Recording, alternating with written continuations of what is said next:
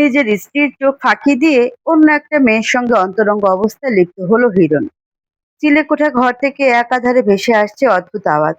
পরকীয়া লিপ্ত দুই মানবী দিন দুনিয়া ভুলে মেতে উঠেছে কামনাবিদ্ধ আবেশে। মানবীটি আর কেউ নয়, হিরণের স্ত্রী ইফার মামাতো বোন রুবি।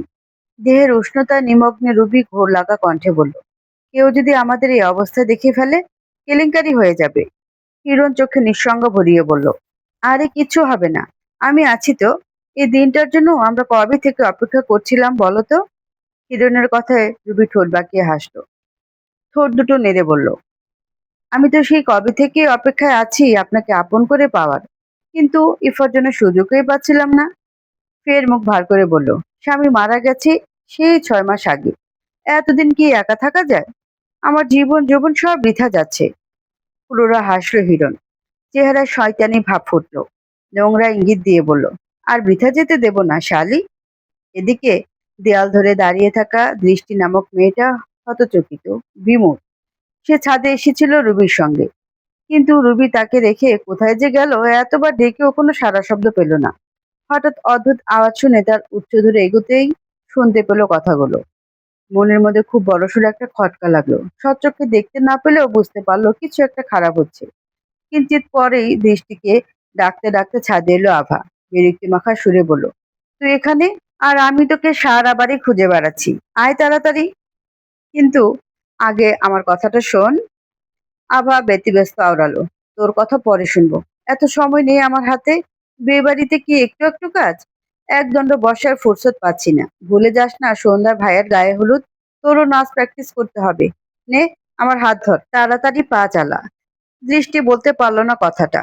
আবার হাত ধরে টেনে টেনে নিয়ে গেল তাকে। কিন্তু সন্দিগ্ধ অন্তর চিন্তামুক্ত হলো না। যতক্ষণ এই ফাঁকে জানাতে পারছে ততক্ষণ কিশোরীর উদ্বিগ্ন হৃদয়ে শান্তি মিলবে না। রহমান ভিলায় আনন্দ বিষাদের দ্বৈরথে জেগে উঠেছে এক উৎসবী পরিবেশ। আসমানে রূপালী থালার মতো উজ্জ্বল চাঁদ। দৃষ্টির খুব মন খারাপ।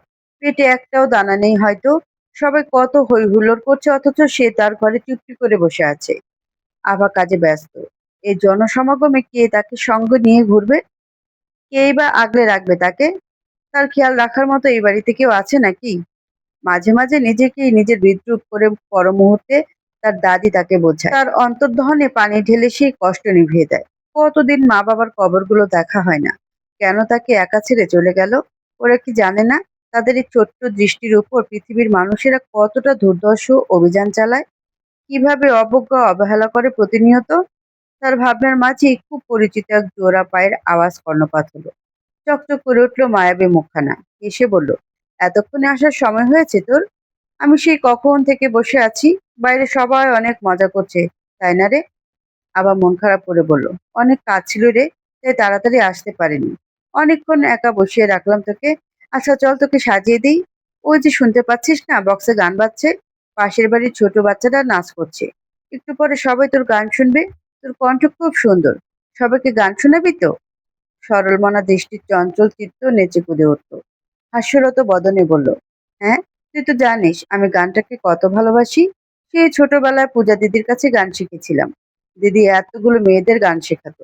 সবাই কত মজা করে গান শিখতাম, সব মনে আছে আমার। কিন্তু হঠাৎ করে 2 বছর দৃষ্টির মন অন্যদিকে ঘুরে যাচ্ছে দেখে আবার প্রসঙ্গ পাল্টে ফেললো। আগ্রহ ফুটিয়ে বলল, তোর খুব খিদে পেয়েছে তাই না? দাঁড়া, খাবার নিয়ে আসছি। জানিস, আজ অনেক পদ রান্না হয়েছে, তোর জন্য গোস্তের ঝোল দিয়ে ভাত নিয়ে আসছি। খাবার কথা শুনে শ্বাস টেনে ঘ্রাণ নেওয়ার চেষ্টা করলো।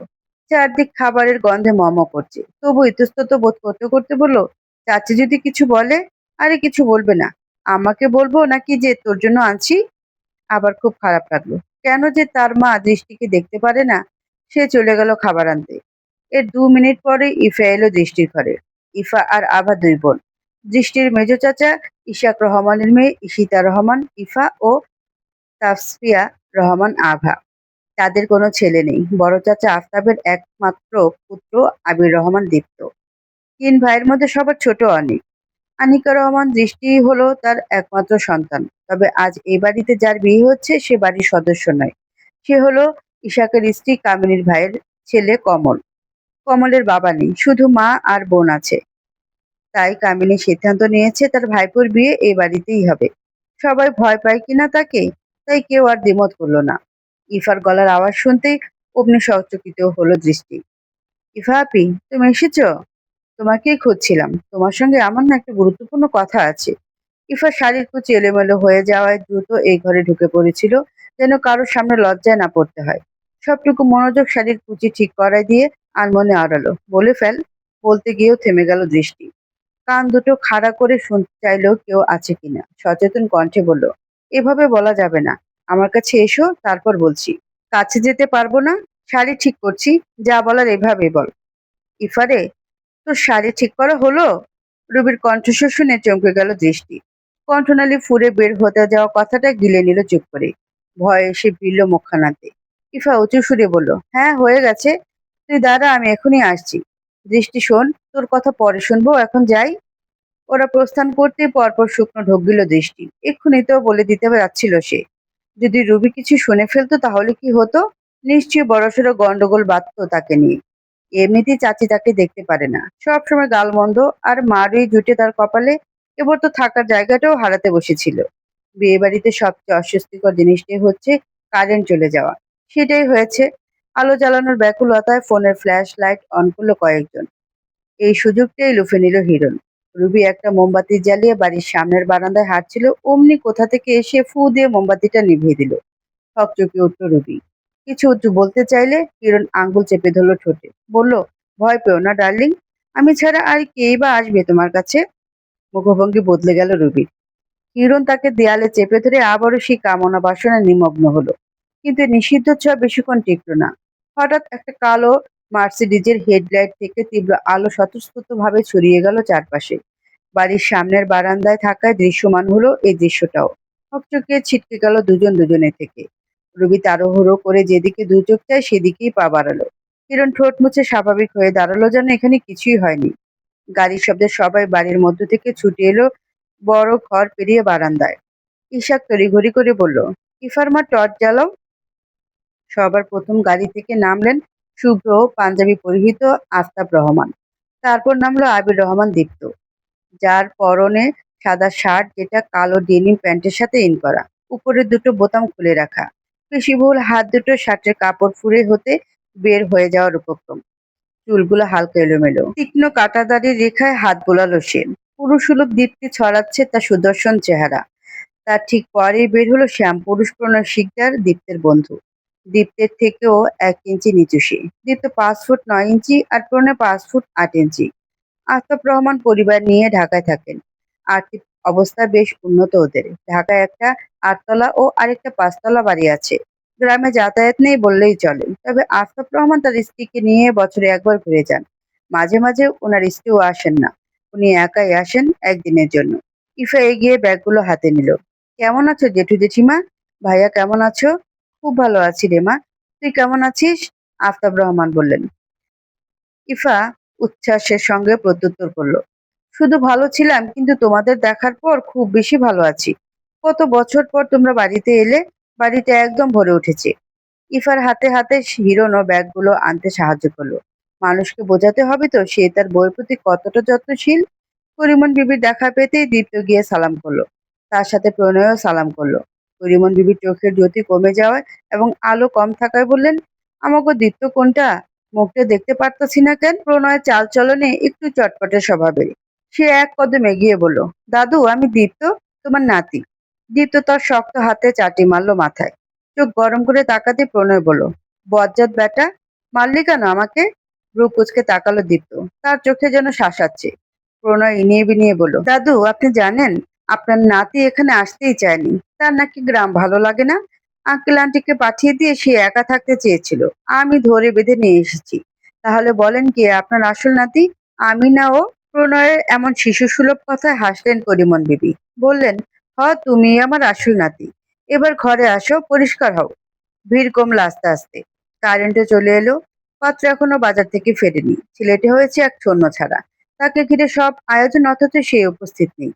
কোনো একটা বিষয় নিয়ে আবার খুব ভয় পেয়ে রয়েছে। দৃষ্টিকে নিয়ে হাঁটছে আনমনে।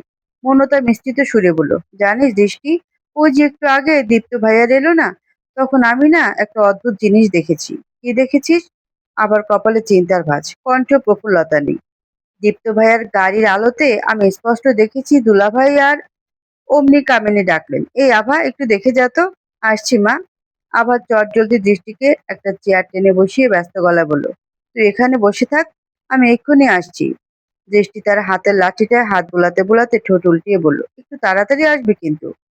আবার সম্মতি জানিয়ে চলে গেল। দৃষ্টি একটা হলুদ রঙের জামা পরেছে, ওড়নাটা সুন্দর করে মাথায় পেঁচিয়ে রাখা। বয়স 15-র শেষের দিকে। গোল গাল ধবধবে মুখখানা দেখলে পুতুলের চেয়ে কম মনে হয় না। ঘন কালো রেশম চুলগুলো ধনুকের মতো বাঁকানো, কোমরের নিচ অব্দি লম্বা। পেনি করে দিয়েছে আভা। এই বাড়ির প্রতিটা কোণা তার মুখস্থ। আভার আসতে দেরি হচ্ছে দেখে সে এক পা করে এগোচ্ছিল। মূলত মশার কামড় থেকে বাঁচতে হাঁটাহাঁটি করছিল। তখনই খুব শক্ত কিছু একটা সাথে ধাক্কা খেয়ে পড়ে গেল দৃষ্টি। ঘটনার আকস্মিকতা বুঝতে পেরেই কোমরের ব্যথায় আর্তনাদ করলো, মা গো, আমি পড়ে গেলাম কি করে? কোমরের হাড্ডিটা বোধহয় ভেঙে গুঁড়া হয়ে গেছে। এই বারান্দার মাঝখানে তো কোনো খুঁটি ছিল না। তবে কি চাচা নতুন করে খুঁটি লাগিয়েছে? গম্ভীর পুরুষের ললাটে বিরক্তির ভাঁজ পড়ল। কর্কশ কণ্ঠে বলল, এই মেয়ে, দেখে চলতে পারো না? জলজন্ত একটা মানুষ সামনে দাঁড়িয়ে আছি, তবু কিনা বলছো বারান্দার মাঝখানে খুঁটি কি করে এলো? অন্ধ নাকি তুমি? অক্ষিকোটর ভরে উঠল জলে। ঘন ঘন নেত্রপলক ঝাপটালো দৃষ্টি। একটা সূচালো তীর আচমকে এসে বিদ্ধ তার বক্ষভাগে। লোকটার প্রশ্নের উত্তর না নিয়ে গলা ছেড়ে ডাকলো, আভারে, কই তুই? ইফা আপি, তোমরা কোথায়? আমাকে নিয়ে যাও। পরপর 3 বার এভাবে ডাকায় দীপ্ত চাহনি আরো গুরু হলো। বাচ্চাদের মতো হাওয়া করে কাঁদতে থাকা পেলব মুখখানা দেখে রাগটা কিছুটা হলো কমলো। কিভাবে ঠোঁট ভেঙে কাঁদছে মেয়েটা! ফোনে কারোর সঙ্গে কথা বলতে বলতে হাঁটছিল, সে গুরুত্বপূর্ণ আলাপটা শেষ করতে পারলো না। দৃঢ় গলায় প্রশ্ন ছুড়ল, এখনো বসে আছো কেন? উঠতেও পারো না নাকি? তখন ইফা ত্রস্ত পায়ে ছুটে এসে মেঝে থেকে উঠালো দৃষ্টিকে। দৃষ্টি ইফার স্পর্শ পেয়ে জড়িয়ে ধরে বুক ভেঙে কাঁদতে শুরু করলো। ক্রন্দনরত গলায় বারবার আওড়ালো, আমাকে এখান থেকে নিয়ে যাও আপি, আমাকে এখান থেকে নিয়ে যাও, এক্ষুনি নিয়ে যাও, তাড়াতাড়ি নিয়ে চলো তোমার সাথে। অস্থির চিত্তে এক নাগাড়ে প্রলোভ বকে থামলো। ইফা অসহায় চাহনি ফেলল দীপ্তের উপর। সরি দীপ্ত ভাইয়া, দৃষ্টির হয়ে আমি ক্ষমা চাইছি। আসলে ও চোখে দেখতে পায় না। 2 বছর আগে একটা দুর্ঘটনায় দৃষ্টিশক্তি হারিয়ে ফেলেছে। ওর কথা কিছু মনে করবেন না। আপি, তাড়াতাড়ি চলো। আমি এই লোকের সামনে এক মুহূর্ত থাকতে চাই না। দূরে নিয়ে যাও আমাকে। ইফা দৃষ্টিকে নিয়ে গেল চলে ঠিকই, কিন্তু দীপ্তের স্তম্ভিত ভাব দূর হলো না। আশ্চর্য! বিস্ময় বিদ্ধ চোখ জোড়া ছোট হয়ে এলো। অস্ফুটে আওড়ালো, এত সুইট একটা মেয়ে চোখে দেখতে পায় না মানে, রিয়েলি ব্লাইন্ড? দৃষ্টির আর গান গাওয়া হলো না। যতটা আনন্দ নিয়ে ঘর থেকে বেরিয়েছিল ততটাই কষ্ট বুকে চেপে ফিরে এলো। কাঁথা মুড়ি দিয়ে শুয়ে নীরবে কাছে। আজ যদি সে চোখে দেখতে পেত তাহলে কি এমনটা হতো? বাড়িতে খুশির জোয়ার, অথচ একটুখানি খুশির ভাগিদারও সে হতে পারল না। অনাথদের জীবন বুঝি এমনই হয়? করিমন বিবি লাঠিতে ভর দিয়ে ঘরে ঢুকলেন। এই ঘরে দৃষ্টি আর তিনি থাকেন। দোতলা বাড়ির নিচের তলায় তাদের রুম। দৃষ্টিকে কাঁদতে দেখে বললেন, কি রে আনি, তুই আবার কাঁদতেছিস? তোরে না কাঁদতে মানা করছি? দৃষ্টির শব্দটা সব সময় উচ্চারণ করতে অসুবিধা হয় বলে দৃষ্টির আরেকটা নাম আনিকার আনি বলে ডাকেন। বলা যায় ভালোবেসে ডাকেন এই নামে। দৃষ্টি কাঁথা সরিয়ে উঠে হাতড়ে হাতড়ে তার দাদিকে জড়িয়ে ধরল। তার ভারাক্রান্ত কণ্ঠে চরম নিরাশা। আমি কি আর দেখতে পাবো না দাদু? এই পৃথিবীটা কি আমার কাছে অন্ধকারেই থেকে যাবে? আমি আর এই জীবন নিতে পারছি না। আমি আমার আব্বু আমার কাছে চলে যেতে চাই সারা জীবনের জন্য। আমাকে বিষ দাও দাদু, আমাকে বিষ দাও। কানের গোড়ায় দিমু একটা। তোরে না এসব কথা কইতে মানা করছি, তাহলে বারবার এক কথা কস কেন? মরণ কি এত সোজা? আমার কাছে সোজাই মনে হয়। কি হবে বেঁচে থেকে? কারো সাহায্য ছাড়া চলতে পারি না, খেতে পারি না, কোনো কাজেই লাগি না আমি। মানুষের ঘাড়ে আর কতদিন বোঝা হয়ে থাকবো? ওদেরও কষ্ট হয় আমাকে পালতে। করিমন বিবি চুলে হাত বুলিয়ে দিতে দিতে রুষ্ট মেজাজে বললেন, কষ্ট হইলে হোক, তারা কি মাগনা কষ্ট করে? তোর বাপের পুলিশি পেনশনের পুরো টাকাটাই তো ওরা নেয়। এই 2 তলা বাড়িটাও তোর বাপের করা, অথচ আমগরে থাকতে দিছে নিচতলায় এক কোনায়। দুইজনের খরচও দেয় আস্তাব। পুরা টাকাটা তো আমাকে পেছনে খরচ করেই না, আবার কতদিন হুদাই ঝগড়া লাগাইয়া না খাওয়াইয়া রাখে। প্রতিবাদ করতে গেলে তো সারছি। কাল নাগিনীর যা মুখ, ওর গলার জোরে পুরা এলাকায় একলগে হইয়া যায়। ফিক করে হেসে ফেল দৃষ্টি।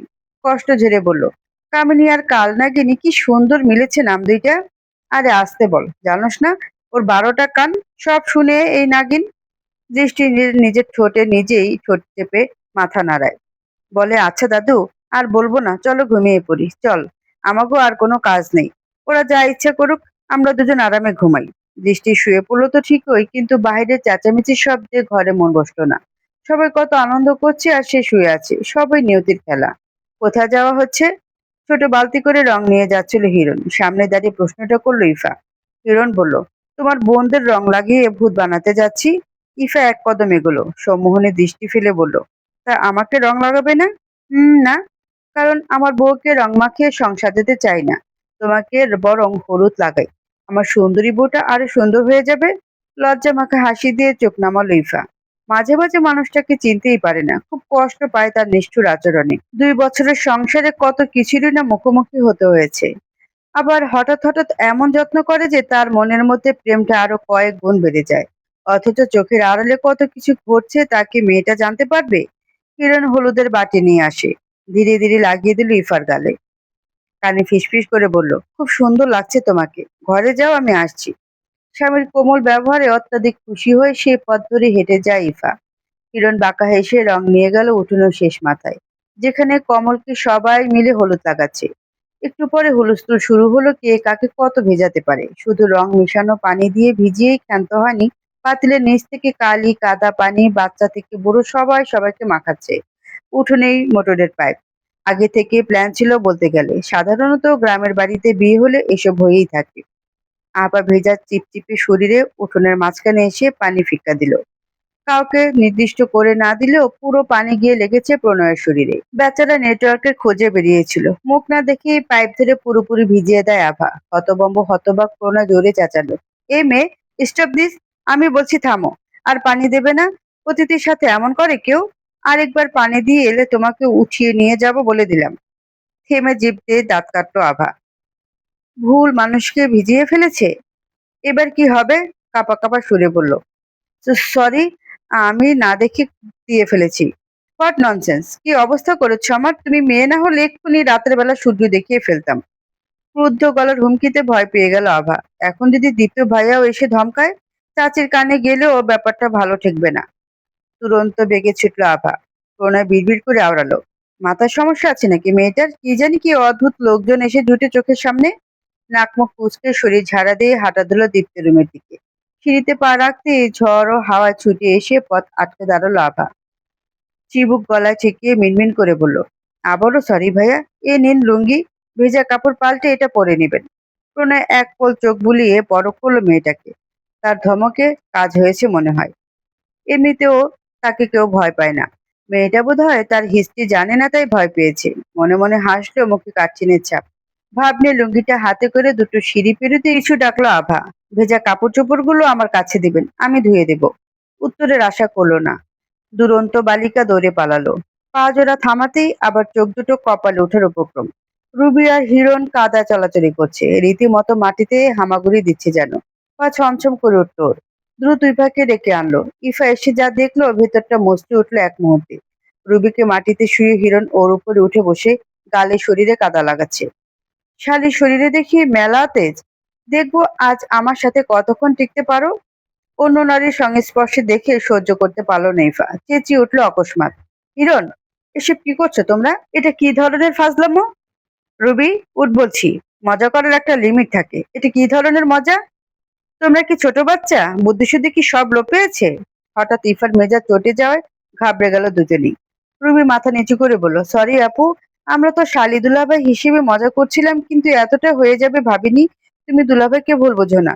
হিরণ একই সুরে বলল, হ্যাঁ ইফা, আমিও বুঝতে পারিনি ফাজলামো করতে করতে এমন এক পরিস্থিতি তৈরি হবে। যা হবার হয়ে গেছে, তুমি রাগ করো না প্লিজ। আশেপাশে মানুষজন দেখছে, কি ভাববে বলো তো? তুমি এসো আমার সাথে। ইফাকে কনভিন্স করা হিরণের এক চুটকির ব্যাপার মাত্র, সেটা করতেই নিয়ে গেল সাথে। আবার মুখে রা নেই। তার বোন জামাইকে কখনোই সুবিধা লাগেনি তার। কেমন অদ্ভুত চাহনি। তাই তো হিরণ এই বাড়িতে বেড়াতে আসলে দৃষ্টিকে সে একা ছাড়ে না। তার দাদি অন্ধ মেয়েটার আশেপাশেই থাকে। দৃষ্টি 2 মাসের বড় সে। ধরণীতে নতুন প্রভাবের সূচনা। গাছের ডালে বসে পাখিরা কিচিরমিচির শব্দ করে তৎপর। কামিনী দৃষ্টিকে হাত ধরে টেনে এনে বসালো সিঁড়িতে। 2 হাত ধরে জিনিসপত্র ছুঁয়ে ছুঁয়ে বলল, এগুলো হলো থালা বাসন বা হাতের নাগালে, আর এটাতে ভিমবার রাখা আছে। দুটো চোখে রুছিলে, আর কত বসে বসে খাবি? আমরা কি তোর চাকর যে রানীর মতো হুকুম করবি আর সব মুখের সামনে নিয়ে হাজির হব? আমার মেয়ে দুটোকে তো শান্তিতে বসতেও দিস না। অপয়া কোথাকার। হাত দুটো তো ঠিক আছে, তাহলে কাজ করতে অসুবিধা কোথায়? তুই শুধু মেজে রাখ, ইফা এসে ধুবে। একদম ফাঁকিবাজি করার চেষ্টা করবি না। জানিস তো আমি কি কি করতে পারি। কথাটা মাথায় থাকে যেন। দৃষ্টি ঘন ঘন মাথা নেড়ে সম্মতি দিল। আবারও সেই কুৎসিত শব্দ অপয়া কানে বাজলো। কতবারই তো শুনেছি, অথচ এখনো অভ্যাস হয়নি। প্রতিবারের মতো সূক্ষ্ম সুচ ফুটে ওঠে অন্তরে। চাচিকে সে জমের মতো ভয় পায়। উনি শুধু বলেন না, করেও দেখান। কামিনী চলে গেল হনহনিয়ে। তবে এগুলো আর নতুন কি? আগে যখন দেখতে পেত তখন তো সব কাজ ওরই করতে হতো। রান্না থেকে শুরু করে সব। সবার কাপড় কাচতে কাচতে হাতের ছাল উঠে যেত। তার পক্ষ হয়ে কেউ কিছু বলতে গেলে ওই দিন তার খাবার বন্ধ। এমনকি তার তার দাদুকেও প্রায়ই না খাইয়ে রাখে এখনো। এখনো তো তবু কত ছাড় পায়। কিন্তু গালি আর মার আগে যেমন খেত এখনো তেমনি খায়। এই তো জামার হাতা গোটালে কনুইয়ের উপর তরতাজা একটা পোড়া দাগ ভেসে ওঠে চোখের সামনে।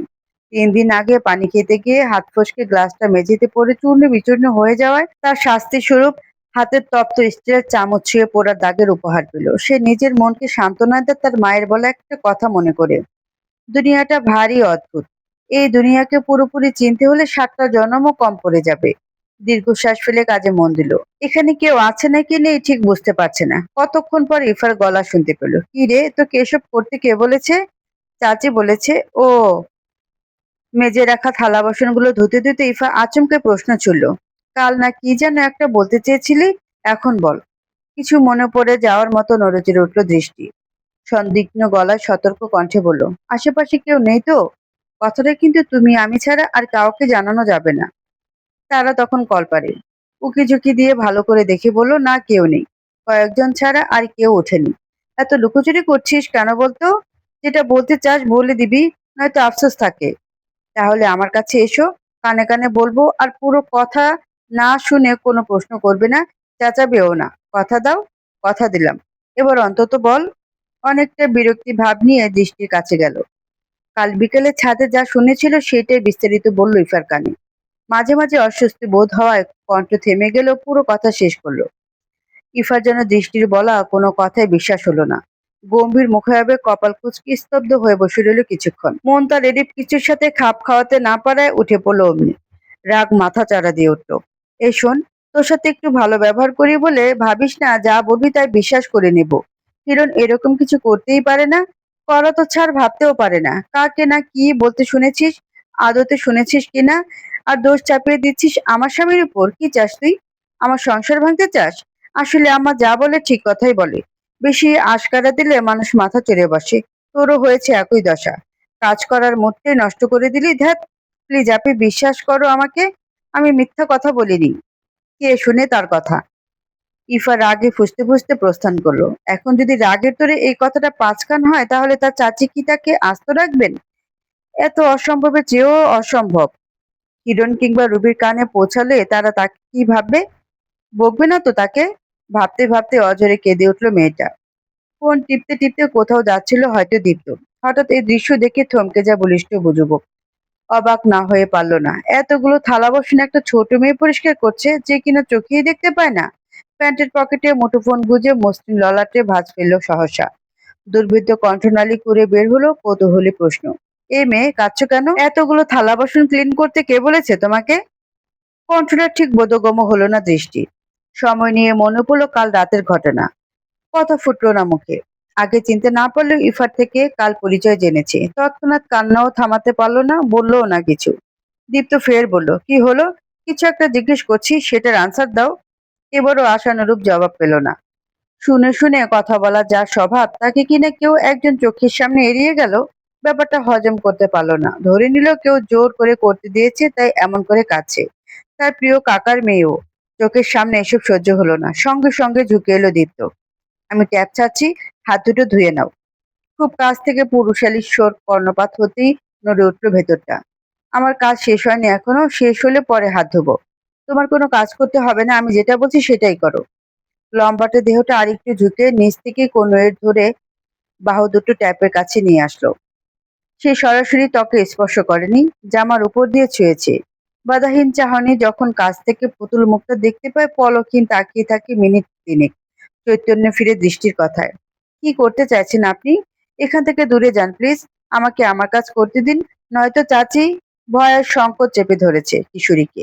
অথচ দীপ্ত নিঃসংকোচে নিগুড় সুরে সরাসরি প্রশ্ন করলো বারান্দার দিকে চেয়ে। বিয়ে বাড়িতে কি কাজের লোকের অভাব পড়েছে?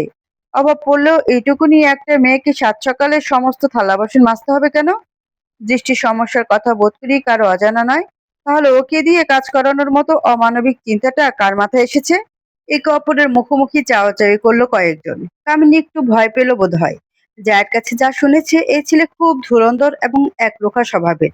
ব্যস্ত পায়ে এসে হাসি মুখে বলল, না বাবা, কেউ ওকে জোর করে কাজ করায় না।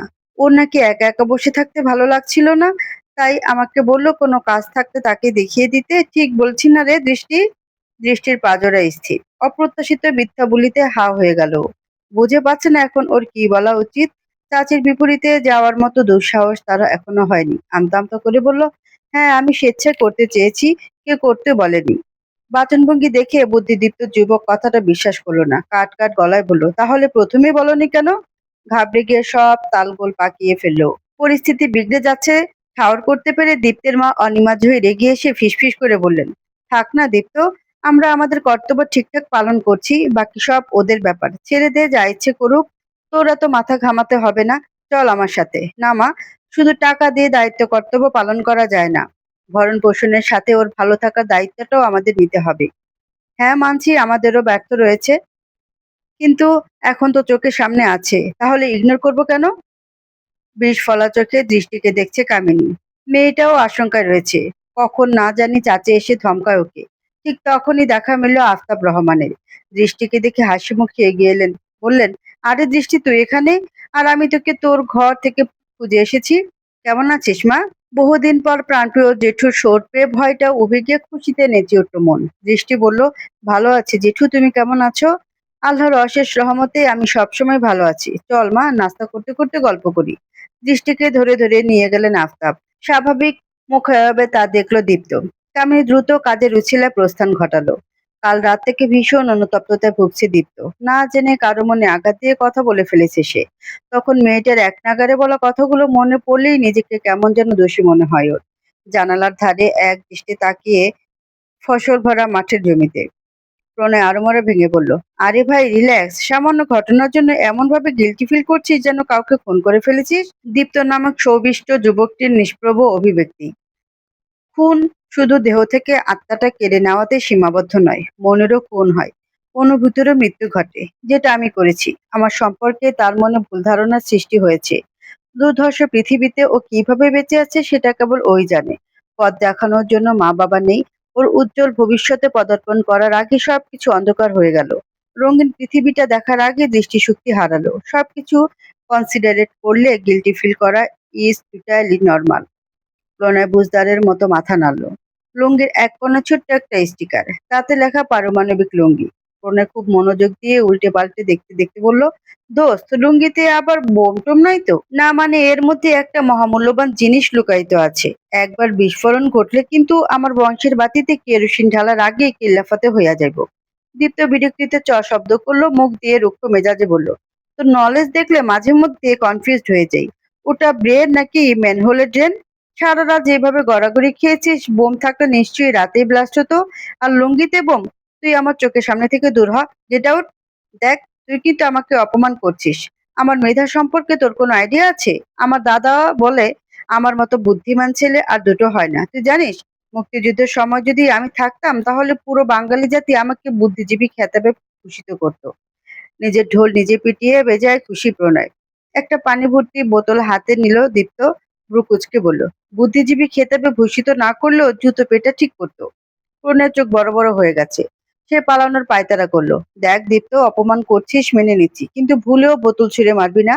আমি তোদের বাড়ির অতিথি। আর অতিথির সাথে দুর্ব্যবহার করলে পাপ হয় পাপ। আমাকে মেরে পাপের ভাগীদার হওয়ার চেয়ে বরং আপ্যায়ন কর, সওয়াব হবে। আচ্ছা তাই? তাহলে কাছে আয়, ভালো মতো আপ্যায়ন করি। দীপ্ত বোতল ফিক্কা দিলে সেটা দেওয়ালে গিয়ে লাগলো। প্রণয়কে আর পায় কে? সে দৌড়াতে দৌড়াতে শেষ মাথায় ওয়াশরুমে ঢুকে দরজা লাগিয়ে দিল। মান সম্মানের চেয়ে আপাতত গা বাঁচানো জরুরি। ইফা বিছানায় বসে আছে থ মেরে। হিরণের ফোনের পাসওয়ার্ড সে জানে না। কয়েকবার চেষ্টা করেও লাভের খাতা শূন্য। ঘুমন্ত হিরণের কপালে ঠোঁট ছোঁয়ালো। তখনই রুবি এসে কড়া নাড়ল দরজায়। ঘাড় ঘোরালো সে। ভেতরে আয়। ইফা অনুমতি দিলে চায়ের কাপ নিয়ে হাজির হয় রুবি। বলে, দুলাভাইয়ের জন্য চা এনেছি। আপু, আমরা বউ আনতে কখন যাব? জোহরের পর। চাটা টেবিলে রাখ। ও কখন উঠবে কে জানে। ইফা হাসি মুখে জবাব দিয়ে ওয়াশরুমে গেল, তবে দরজা আটকালো না। হাত মুখিতেও ধুবে দরজা আটকে লাভ কি? রুবি এই সুযোগে হিরণের গালে চুমু দিল। ঝট করে তাকালো হিরণ, শয়তানি হাসি দিয়ে বলল, ঘরে সুন্দরী বউ আছে আমার, এখন শালীর প্রয়োজন নেই। বেঞ্চি কাটে রুবি, হিরণের চুল টেনে বলে, শুধু বউ দিয়ে কাজ হলে শালীর কাছে আসো কেন? রসিক। রুবির হাত ধরে টান দিল হিরণ, সবসময় কি আর ডাল ভাত ভালো লাগে? মাঝে মধ্যে গোস্ত ভাতও খাইতে হয়। এটা তুমি জানো না শালী? রুবি জিভ দেখিয়ে ব্যাঙ্গালো। তাড়াহুড়ো কণ্ঠে বলল, হাত ছাড়েন, আপনার বউ এসে পড়বে। ইফার কথা বলেই হাত ছেড়ে দেয় হিরণ, তবে আকার ইঙ্গিতে বোঝায় আবার ধরবে। আড়াল হতে কেউ একজন সম্পূর্ণ ঘটনাটা দেখলো। স্তব্ধ হয়ে গেল এমন দৃশ্যে। বোনের বাড়িতে যাওয়ার জন্য রওনা হলো কমল। তার বড্ড তাড়াহুড়ো। প্রেমের বিয়ে কিনা, সঙ্গে বরযাত্রী হয়ে গিয়েছে সকলে। বড়দের মধ্যে বাড়িতে রয়ে গেছে অমিনা, জহির, কমলের মা, কামিনী, করিমন বিবি। করিমন বিবি জানালার কাছে বসে তসবিহ জপছেন। দৃষ্টি একা একা চেয়ারে বসে চুলে বেনি করছে। আচ্ছা দাদু, আমাদের বাড়িটা কি মরিচ বাতি দিয়ে সাজিয়েছে? হুম। তখনই দরজায় এসে দাঁড়ালো দীপ্ত। দৃষ্টি আবার ঠোঁট ফুলিয়ে বলল, আমি কি কালো হয়ে গেছি? পরিমন বিবি একটু বিরক্ত হলেন। না রে বোন, তোর দুধে আলতা রং একটু কালা হয় নাই, বরং দিন দিন সুন্দরী হইতাছিস। দৃষ্টি লাজুক এসে বলল, তুমি না বলেছিলে রূপকথার গল্পের মতো একদিন পঙ্খিরাজ ঘোড়ায় চড়ে তলোয়ার হাতে নিয়ে এক রাজপুত্র আসবে আমাকে চাচির অত্যাচার থেকে বাঁচাতে? সে কবে আসবে? এখনো তো এলো না। দীর্ঘশ্বাস ফেললেন করিমন বিবি। হতাশায় বললেন, ধৈর্য ধর রানী, একদিন কেউ না কেউ আইব তোর ভাগ্য বদলাইতে। দৃষ্টি পঞ্চাদশী হলেও বড্ড সরল মনাও। কখনো চিন্তা করে অভিজ্ঞের মতো, কখনো বা ছোট শিশুদের মতো। এ যেমন এখন তার মাথায় এক দুশ্চিন্তা চেপে বসেছে। কিন্তু দাদু, আমার জামাগুলো তো সব পুরনো হয়ে গেছে, একটাও নতুন জামা নেই। তাহলে রাজপুত্র আসলে তার সামনে কি পরে যাব? দীপ্ত সেভাবেই দাঁড়িয়ে থেকে দাদির নাতনির গল্প শুনছে। যেটা অনুমান করেছিল সেটাই সত্যি হলো। কামিনী আসলে দৃষ্টির উপর অত্যাচার করে। পরিমন বিবি তসবিটা জায়গা মতো রেখে গুনগুনিয়ে হাসলেন। পাগলি নাতনি আমার। কাল অনুষ্ঠানে কি পড়বি সেটা চিন্তা না কইরা কবে না কবে তোর জামাই আইব ওই চিন্তা করস? তোরে নিয়ে আর পারি না। দৃষ্টির খুব মন খারাপ রে। ম্লান সুরে বলল, ঠিক বলছো দাদু।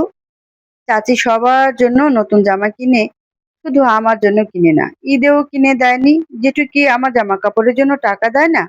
পর মুহূর্তে দুঃখ ঝেড়ে বলল, থাক দাদু, এমনিতেও এত মানুষের ভিড়ে বের হলে আমি হারিয়ে যাব। তার চেয়ে বরং কাল বের হবই না।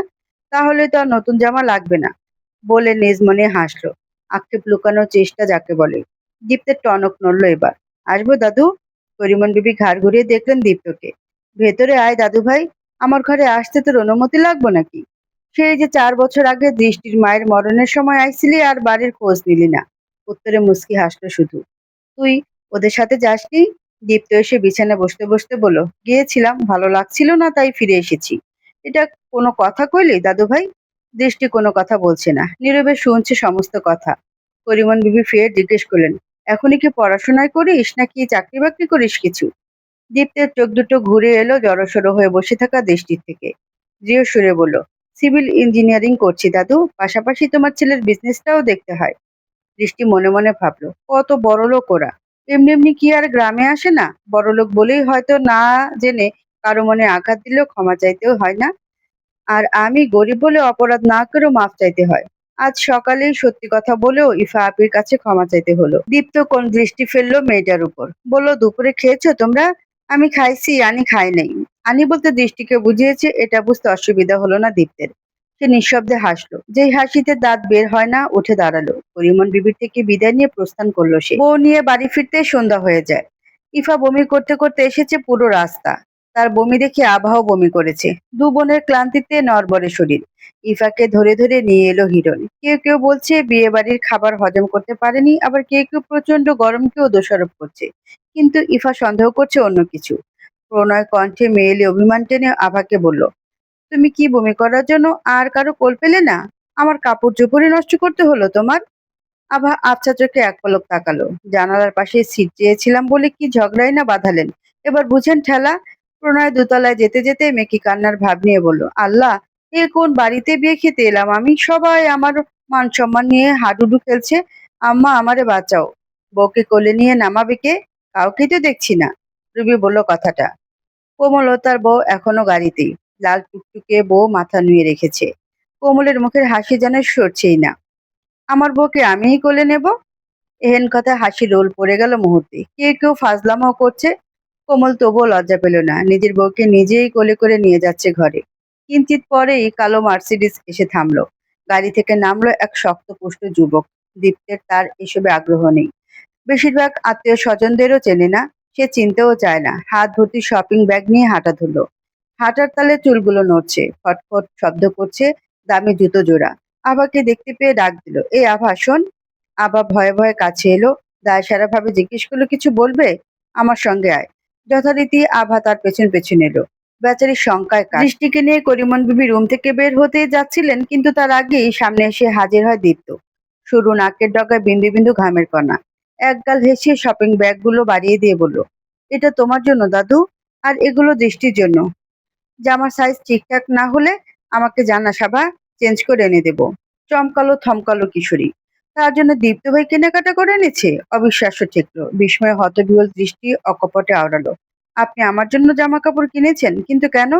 যেতেই নিচ্ছিল দীপ্ত, প্রশ্ন শুনে থামলো। গম্ভীর আদলর। জীবনে কোনোদিন খোঁজ না নিয়ে হঠাৎ কিছু দিলে প্রশ্ন করাই স্বাভাবিক। তাই মনের উসখুসটা পরিষ্কার করা জরুরি। হিমশীতল সুরে জবাবটুকু রাখলো। বংশের একমাত্র ছেলে হয়েও এতদিন বাড়ির খোঁজ খবর না নেওয়ায় আমি লজ্জিত। তাই এবার দাদুকে নিজের টাকায় কিছু কিনে দিতে মন চাইলো। পরে ভাবলাম দাদুকে দেব, আর দাদুর সঙ্গীকে দেব না, তা কি করে হয়? সেজন্য দুজনের জন্যই নিয়ে আসলাম। আর কিছু জানার থাকলে পরে জিজ্ঞেস করো। এখন আমি টায়ার্ড, আসছি। পুরোপুরি সত্যও বললো না, আবার পুরোপুরি মিথ্যারও আশ্রয় নিল না। দৃষ্টির খুশি দেখে কে? আভাকে নিয়ে ঘরে ঢুকলো। জামাগুলো কেমন তার বিবরণ শুনতে মরিয়া। পরিমন বিবি হেসে নিজের কাপড়টাও দেখলেন। মন জুড়িয়ে গেল ওনার। আফতাবের পোলায় একদম আফতাবের মতোই হয়েছে। কি সুন্দর কাপড় আমার আনছে আমার লেগা দাদু। দৃষ্টির জন্য দেখো কি ভালো ভালো দুটো থ্রি পিস এনেছে, একদম পাথর দিয়ে কাজ করা। একটা হালকা গোলাপি আর একটা আকাশি কালার। জামার সাইজ ঠিকই আছে। কেনা থ্রি পিস এত টাইট ফিট হয় না। আমার জামাগুলো তো আর ঢিলে ঢালা। দুই ব্যান্ডেল চুড়িও এনেছি ম্যাচিং করে। দৃষ্টিতে খুশিতে গদগদ। ভেবেছিল লোকটা অহংকারী, কিন্তু তা ভুল প্রমাণিত হলো। আবার ফের উচ্ছ্বাসের সঙ্গে বলল, আরো একটা গাউনও এনেছে। এটা পরলে তো দৃষ্টিকে পুরো নায়িকা লাগবে। দৃষ্টি লজ্জা পেল। মেয়েটার খুশি আড়াল হতে দেখে এক পিষে হাসলো আবির রহমান দীপ্ত।